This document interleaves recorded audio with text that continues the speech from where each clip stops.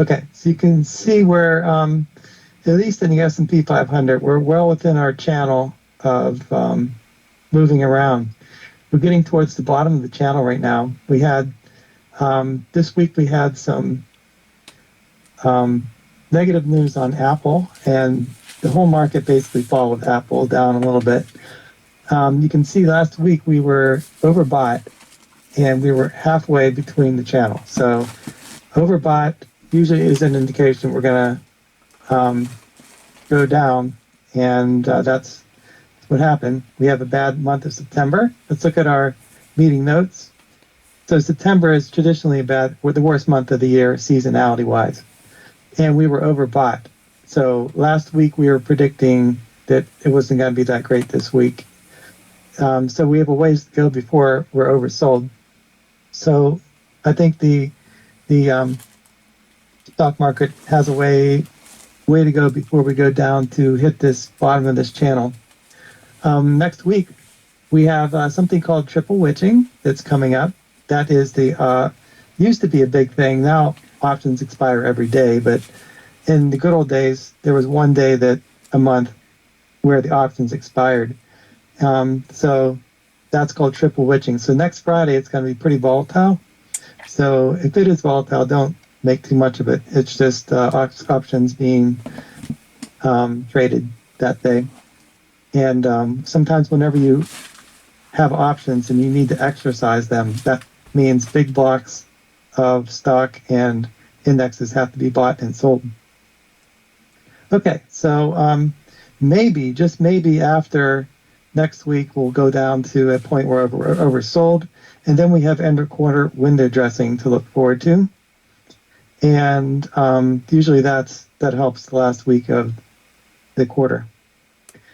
All right, that's great. So let's look at, so you can see most of the stocks are following the S&P.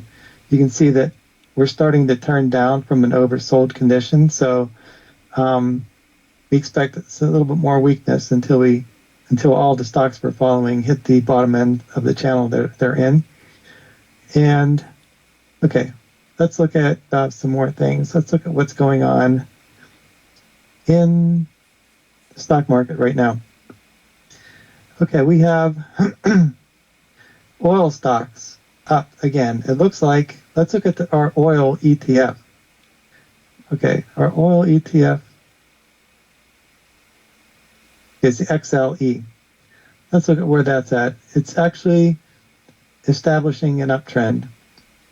So it's the new, while everything else might be correcting, this industry has very low PE ratios, like under 10 for a lot of the major stocks that make up this XLE, and they have dividends. So it's a very conservative, yet we have a lot of things factoring in that will make the price of oil go up now. The other thing about oil is that as the price of oil goes up, that makes everything more expensive because almost every good that you buy off the shelves has something to do with oil. Hi, Kiana.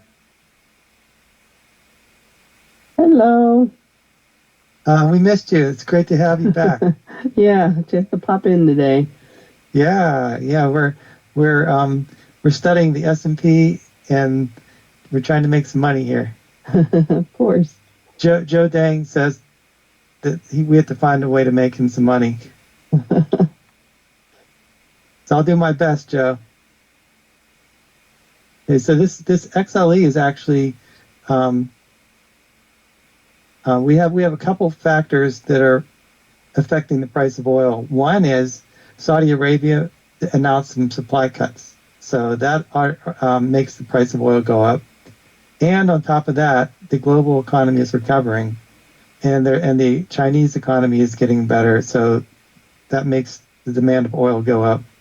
So it looks like we have an uptrend in oil, so I'm expecting this to be the new growth sector of the stock market until we break out of this range here. It's going to be pretty good. Let's look at some more meeting notes here. Okay, so we have the 2-year and the 10-year are up. Usually, whenever we have a good formula here. When the treasury yields go up, stocks go down. That's pretty simple. There's two reasons for that. One is it's an alternative to stocks. If you have a high yielding guaranteed instrument to invest in, such as treasuries, less people are going to want to buy stocks. The other thing is, as the price of interest rates go up, the cost of doing business and expanding businesses and borrowing money for businesses go up, and the growth goes down. So interest rates we follow that every week because it's super important. Okay, so it looks like our momentum is flatlining. We're not really losing momentum, and we're not gaining momentum. We're kind of going sideways. So there's around 30% of the S&P above the 50-day moving average and 48% above the 200-day moving average. So we want to see these. If this is up to 70%, 80%, that means that we have a lot of momentum that will allow us to go up. And U.S. dollar is strengthening, and that's bad for stocks. Mostly multinational stocks, ones that do business overseas. Let me see what else is happening here. Okay, we're still in the worst month of the year, September. Yes. Say that treasury and interest rate are going up. How much? Right now it's 4%. Inflation is higher than that, right? Inflation's like 3.5% to 4% right now. So let's look at those numbers. It's around 3.18%. So basically, you got even if you put money from the stock market and go into the bond or in the treasury, you got like basically 1% difference back, which is not much. So I don't think that the impact on moving to treasury would impact the stock price, wouldn't it? I guess with rates really low, actually the long term, if you have a median of the interest rates for America over the past 100 years, it's been 5%. And that's basically where we're at right now. And if you go back 100 years, the total return on bonds is like 2 or 3%. The total return on stocks is 7 to 10%. So, I guess until you have the bonds yielding 7 or 10%, it's not going to truly challenge, those who invest in stocks or. Yeah, that's my idea, my thinking, because I don't think that the raising in treasury interest would have any impact on stock at all. Right. There's always an aspect, there's always sections of people with different needs as investors. You have pension funds that need at least a 4% return over 20 years. If they get their 4% return in bonds, they're taking it. And for instance, there are some, younger people that they want growth, so they're going to invest in stocks, with a better potential return. So you have all these people fighting over, what they need, and it isn't until you have bonds doing better than stock, yielding more than the average stock, like return over 100 years. It isn't until that happens that you really have conflicts and you have, an alternative to get to where you want to go if you're a younger investor or one with aggressive needs. So right now we're not there yet. We're not really competing, but there are people that are older that have fixed income requirements that are moving from stocks to more conservative things because they can do that now. They couldn't do that in the past 7 years. Does that answer your question? But you and me agree that the bond increase in bond treasury rate and interest rate wouldn't change the flow of investment into stock. Yeah.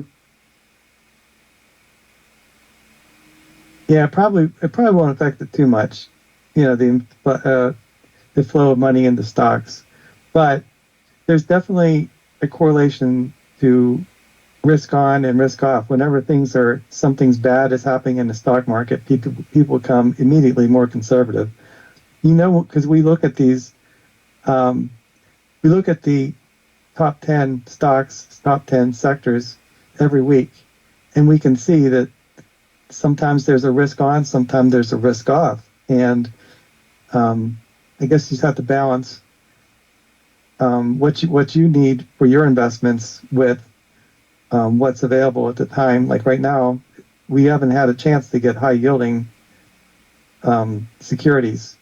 Now we have lots to choose from. We have high yielding things. We have high yielding stocks, preferreds, and treasuries. We never had that. So yeah, it's hard to say. It's just theoretical right now. We just have to assume our formula works. Interest rates goes up, the demand for stocks goes down. But it's all hypothetical. We don't really know if that's what's happening or not. But that formula's been working for us. So as when the stocks go up, we notice the interest rates going down a little bit. So I agree. The formula worked. I'm just saying that subtracting the inflation from the interest rate return, basically you have very low interest rate. But I mean the profit coming from bond treasury. If you subtract from the inflation. Right. So this inflation is actually pretty important to keep track of because it totally affects your buying power, as you get older. And say if you had $1 million right now and you thought you had enough to retire and you said, I could take 5% out for every year until, I'm 90 years old and I have enough. But this inflation eats away at your buying power. So if it's 3.8%, you have to earn at least 3.8% in your investments to have the same purchasing power 20 years from now. And because let's say in 50 years from now, it'll cost $1,000 to buy a banana. And then what's it going to do to have $1 million?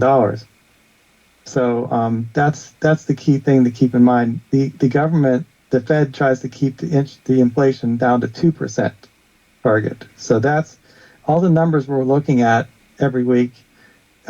Seems like everything is down to 2% except for housing right now.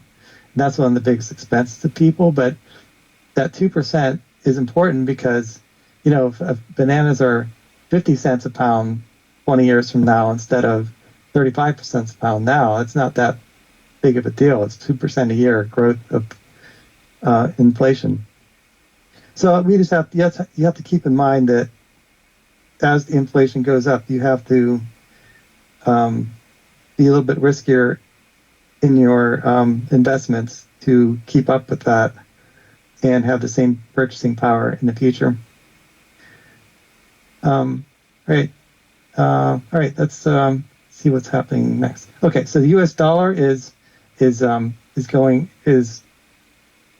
dollar is going up. So that's in general, it's bad for multinational stocks. Whenever the big stocks like Google and Apple report their earnings, about 30 or 40% of their earnings come from overseas. And if the dollar is strong, then they're going to say, oh, due to problems with currency conversion, we're not earning as much. So the dollar's been steadily going up. Let's look at the chart of the dollar. And you can see it's been going up since August, in middle of July. So all right, let's look at what else. Let's look at some more things. Seasonality is still bad for August, September, but we do have October is one. Even though we've had the biggest crashes in history in October, it's still a good month. In October, November, December, there are just seasonal things that happen that allow it to go up. So we look forward to that. And what else do we have to look forward to here? Fear and greed index. We're still neutral. We're a little bit more fearful this week than last week. So so right now you have to realize that whenever things are kind of scary out there and people are fearful, that's a lot of times when it's the best time to buy. And when things are greedy, people are greedy, it's the time not to buy or time to sell. And okay, so the VIX is still really, really low.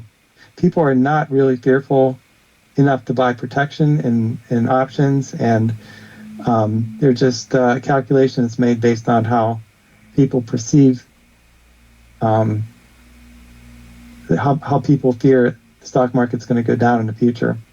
And we don't have a lot of people that are fearful. So that could be considered a very bullish indicator. I added one more factor. Right now we're still in denial.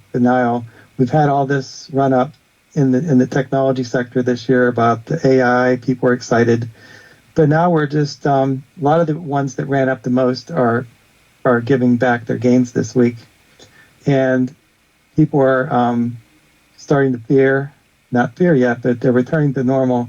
One thing I added to our possible things to go wrong: overpriced, expensive stocks. And one thing I did this week that I didn't do in other weeks, I thought it'd be pretty interesting to look at all the stocks we're following and see what their true valuations are, and see that a lot of them are overpriced. A lot of them have PEG ratios more than one, and that's as good as reason as any to correct down to maybe something more reasonable. But right now we have a lot of issues with China. China actually this week they banned phones from certain government officials and agencies. So that's the first time that China has done something with an American company like that. So we'll talk about that later on, but that could be any kind of escalation, individual escalation from the Chinese to American companies. That could be a really bad thing. Okay, so all right, let's see what else is happening here. I drew a little chart of Apple. Apple. Let's look at the news story. Apple. Okay, China reportedly extends iPhone ban to more government workers.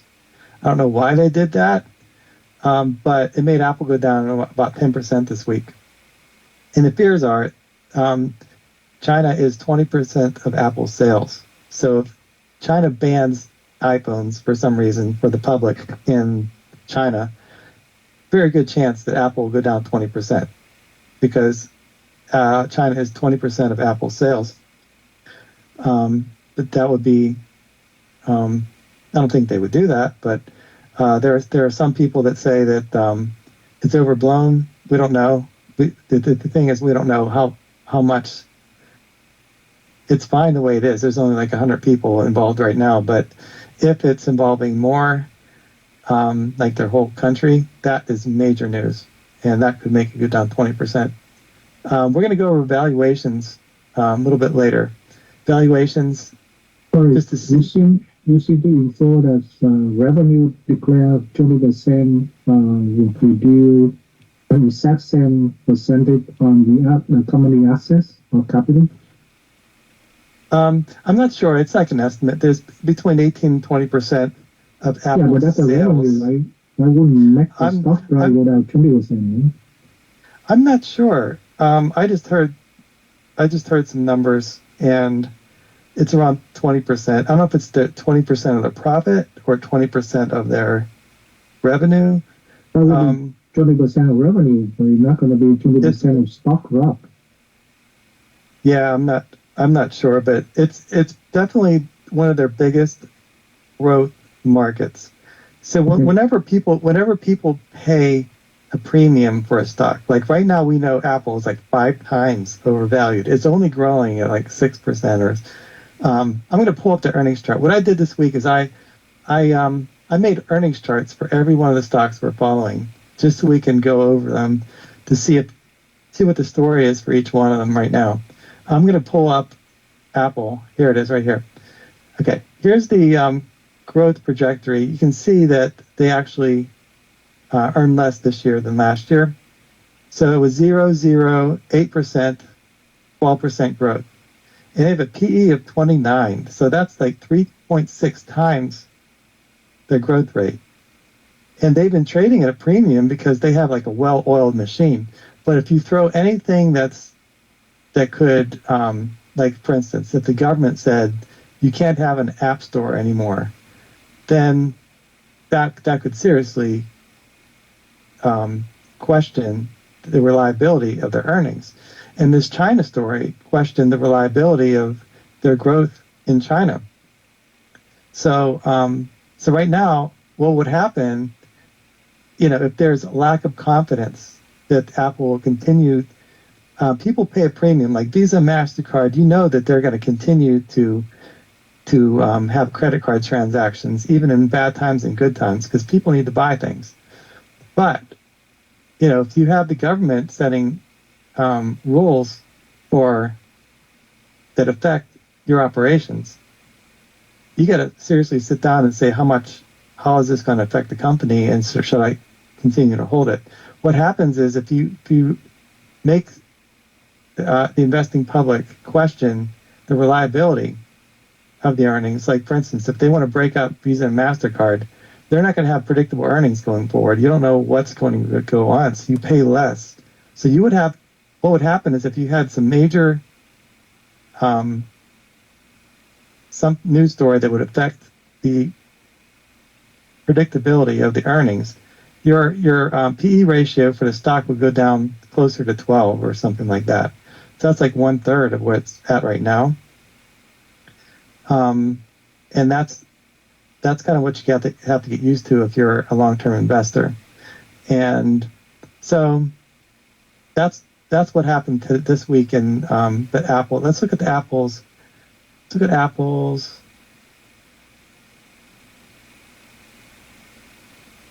Look at their stochastics. Apple. Here it is right here. You can see that they're still on an uptrend. And today they basically bounced off of this lower end of their channel. They're overbought right now, and they're probably by the end of this week, they'll probably be oversold. But they're still on an uptrend. We noticed that right here, they broke out. We noticed it broke out of that skinny channel, which was going like this. If it breaks down from here, a lot of times the market leaders like Apple and the Magnificent Seven, the big tech stocks, if they start breaking down, the stock market will go down with it because they're like a good portion of the stock market. All right. So, but the issue is with China, it's like you can't bite the hand that feeds you. Apple is China's #1 employer. They employ so many people to make iPhones, and they're a big part of their economy. So it's really going to be hard for them to punish Apple in a major way. But it's kind of like a political thing right now, and Apple's being used as a pawn in the chess game for getting what they want with other things. So I think that's why Apple was moving some production over to India. It's also that China also have some very powerful phone manufacturing company. Huawei came out with new, more powerful phone right around now. So it will take over the Apple market if the pen continues to go up, right? Yeah, there's a company called Huawei, like a Chinese company. They were banned from using some American chips. That's the one. And they basically came up, and that's another news article that came out this week that hurt Apple. They came out with a basically a smartphone without using some of the American chips somehow. And that could be a competition for the iPhone in China. So you have like this couple things for Apple clouding the earnings, potential in China. It doesn't hurt America, but it hurts China. But if for some reason they have a problem manufacturing in China, that affects America in effect. So yeah, there's a couple news stories that indicated that they might have competition from, these Chinese manufacturers of a smartphone, but I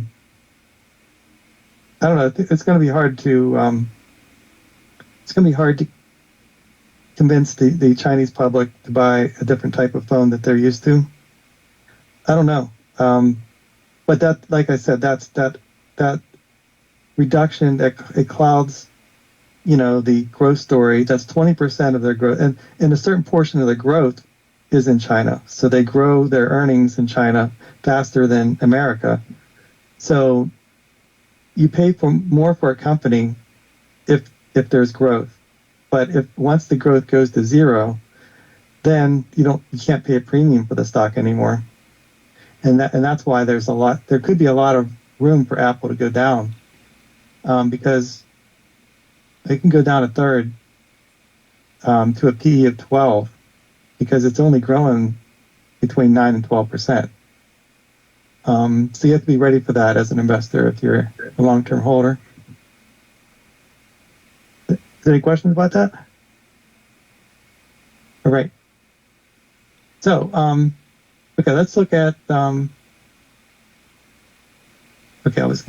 meeting notes. Yeah, so that was a big story, and the stock market basically went down as Apple went down like 5 or 10% this week. But I think it's something that you don't have to be concerned of, because right now it's limited to the state departments of China and government workers, and that's like couple thousand people.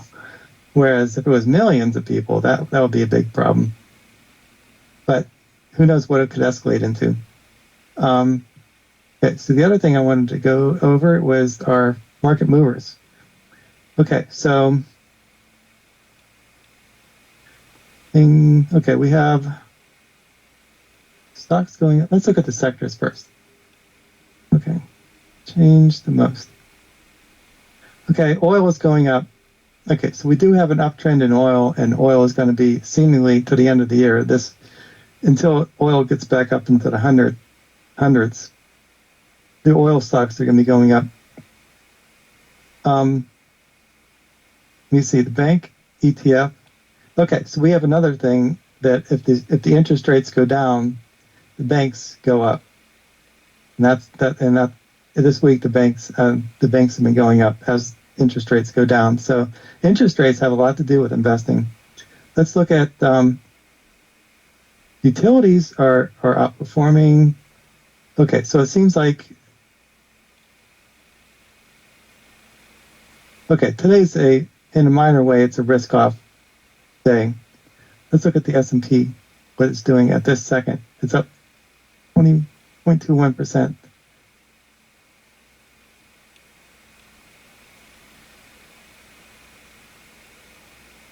Okay. So according to this, we're just basically not doing anything today. Up a little bit.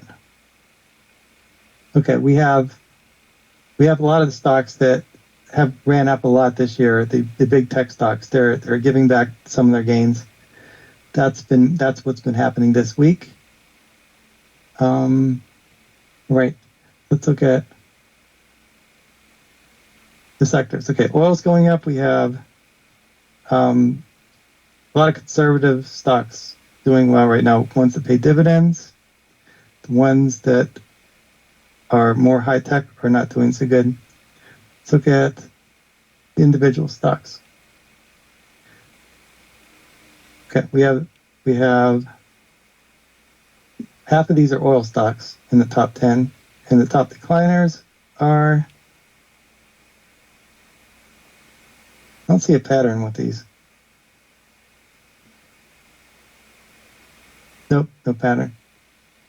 I guess half of these are biotech oriented companies. Biotech, you got down here. They do biotech equipment. I guess when one company reports something bad, the other ones go down. Thermo Fisher is equipment for biotech.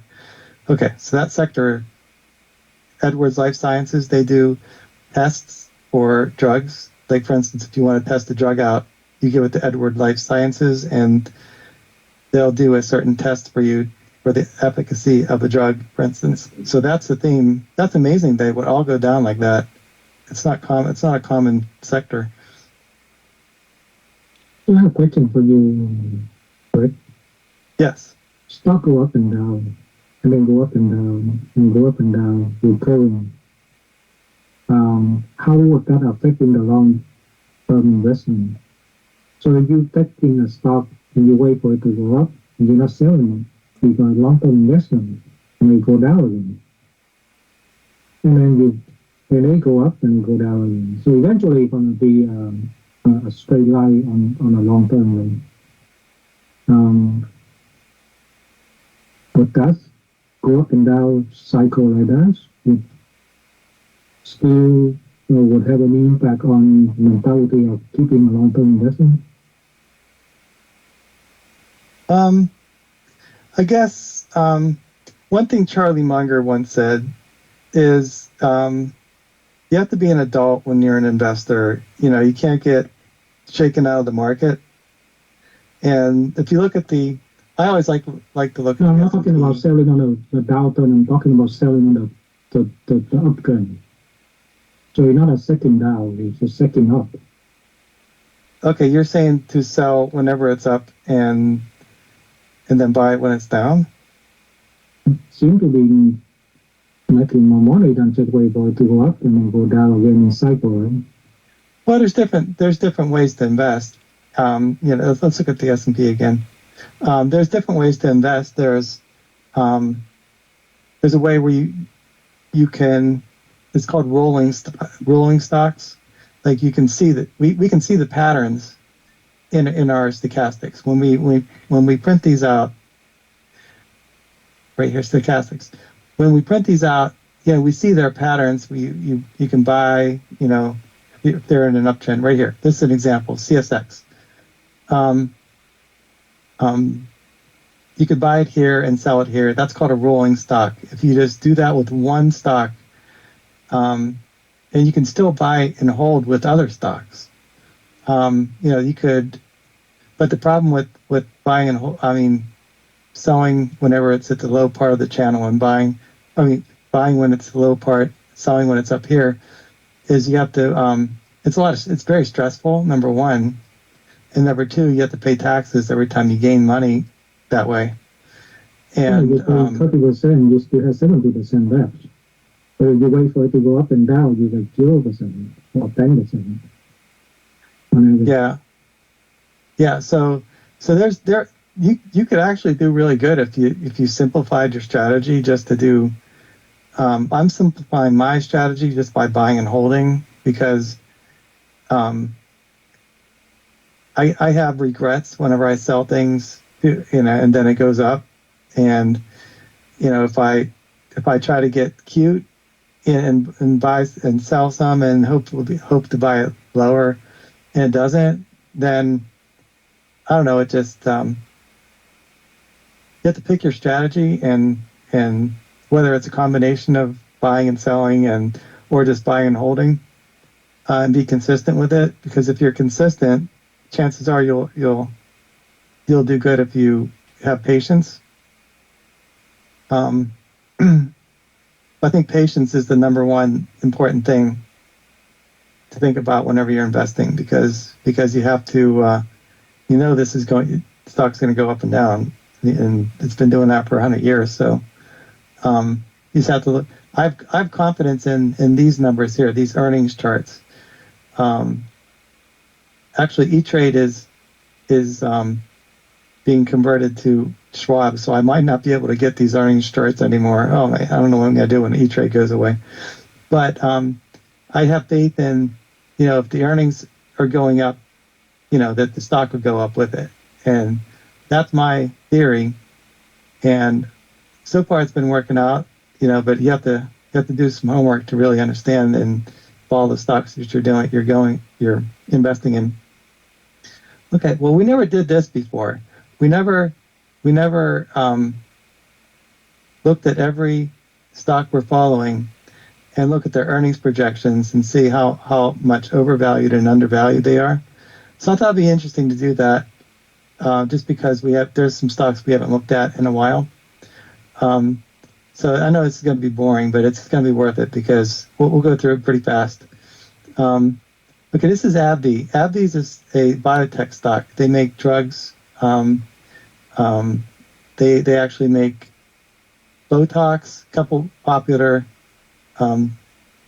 drugs, and they had a Humira drug that was the best-selling drug of all time, and they lost patent to it.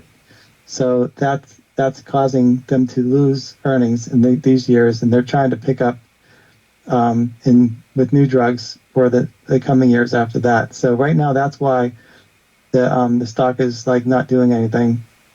They only have like 9% growth forecast.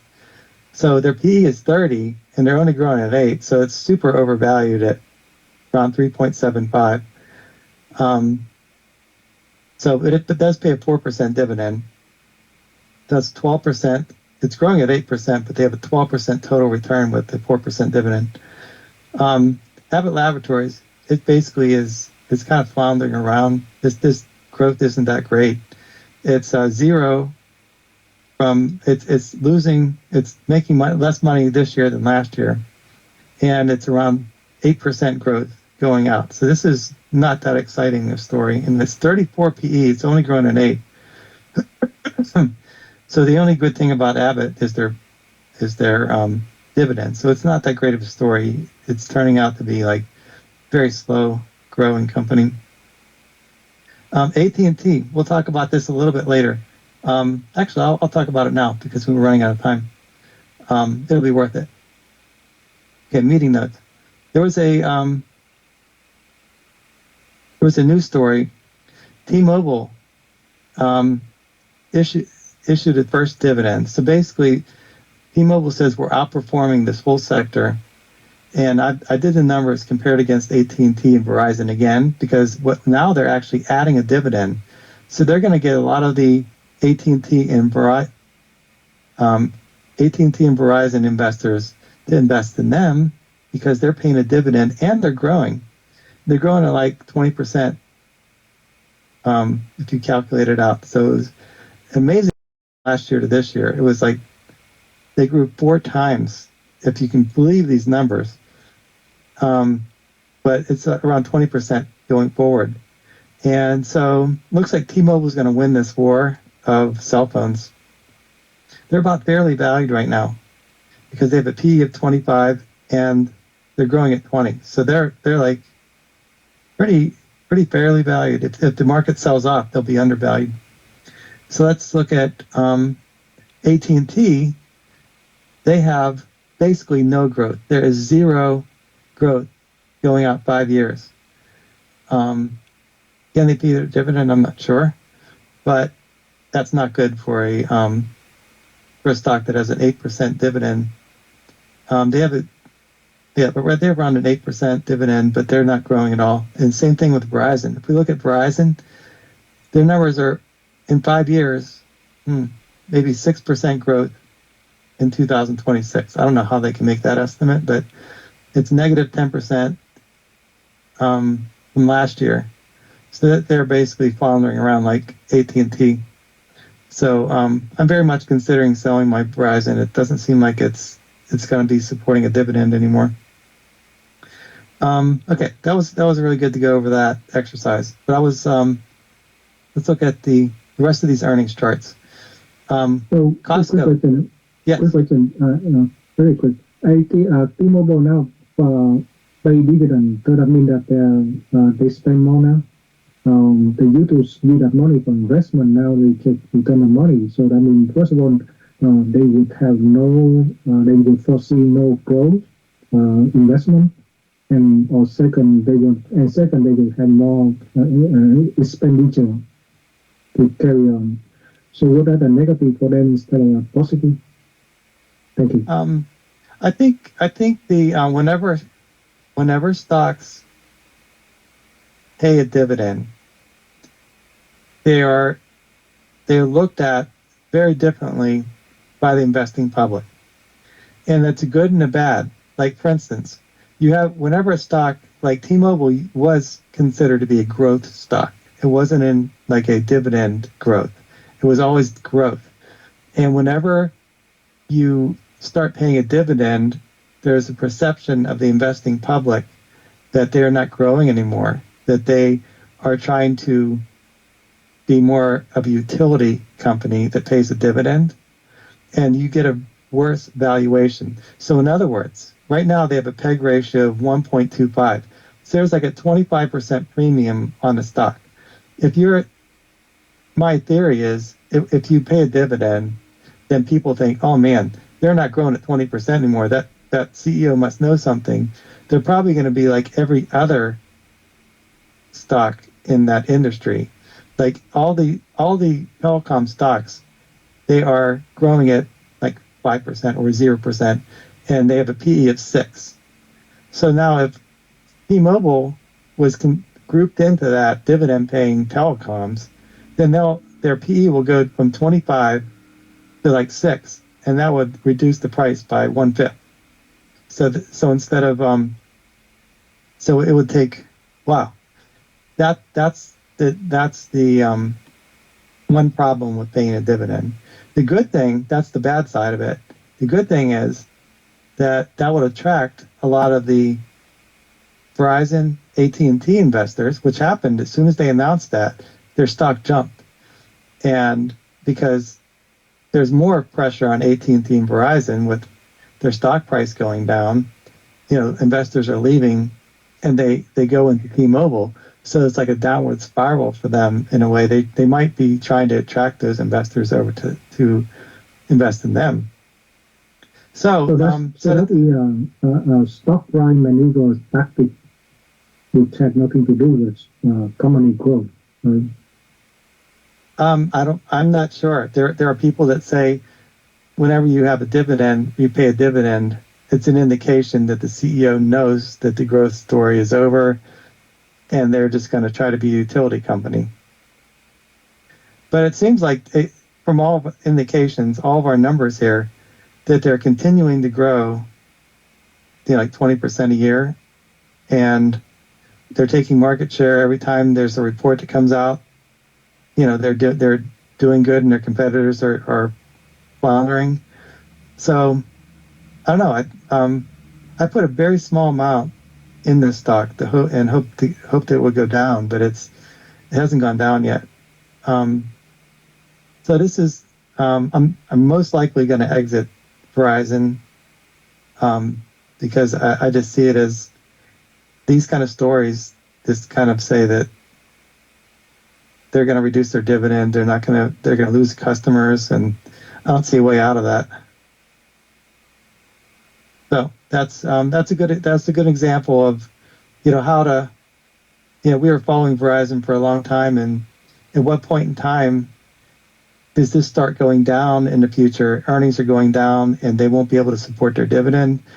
So this is an example. I've held this since like the pandemic, and now I'm like, will it even be safe as a dividend in the future if they keep losing customers? I don't know. So that was really hard. It's a really hard decision for me to sell something, but it's looking pretty bad. Okay, so AT&T, you can see they're growing at 0. So their PEG ratio, they have a PE of 7, and their PEG ratio, you can't even calculate it. So it's really hard to value this stock, actually. Costco, it's pretty consistent earnings, and they're growing at like 10%. I guess what you can say is they're growing their user base, the people paying their dues or their fees for being a member, by 10% a year. But their PE is 40, so their PEG ratio is 4. That's really rich, and people pay more for this stock because they know that there's a 99.9% renewal for your dues for annual fees. That's where they make their money.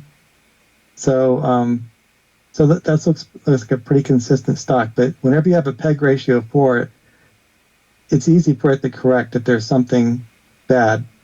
If there's bad news or something affecting the stock, it's a little more.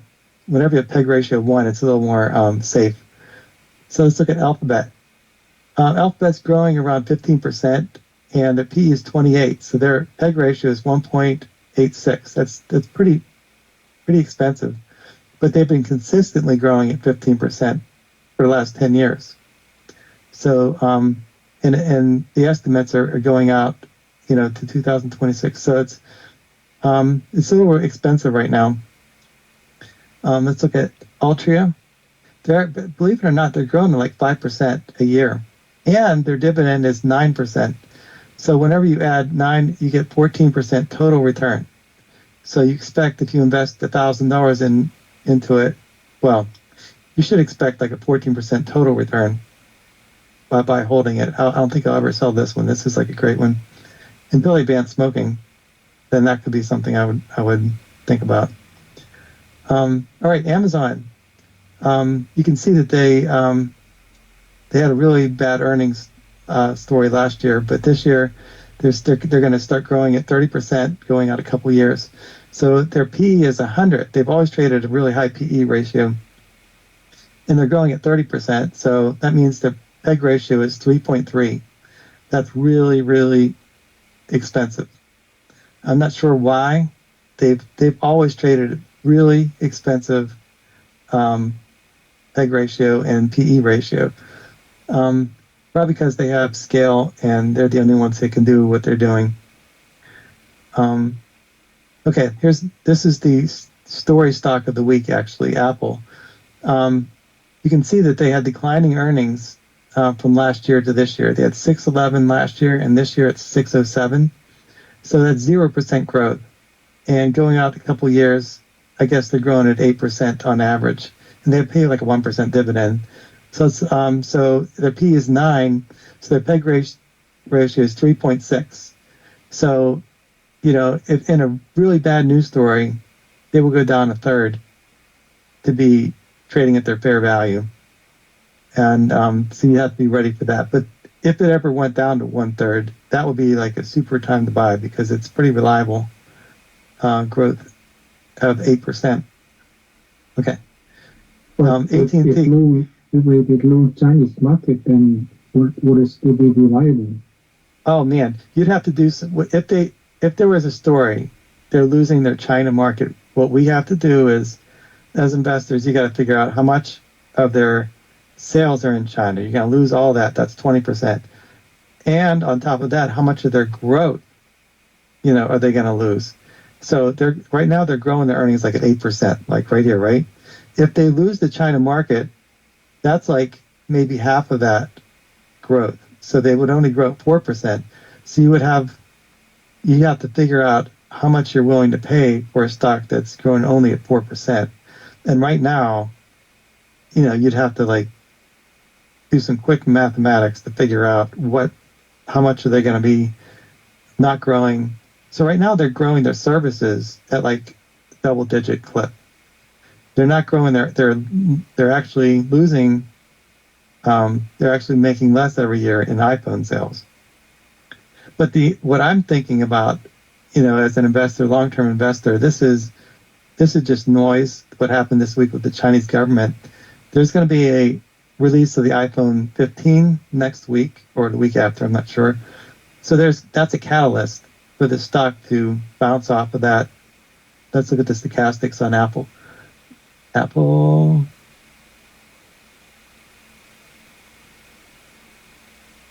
Okay, so right now, near term, we're at the bottom of this channel, but we do have that announcement of a new phone.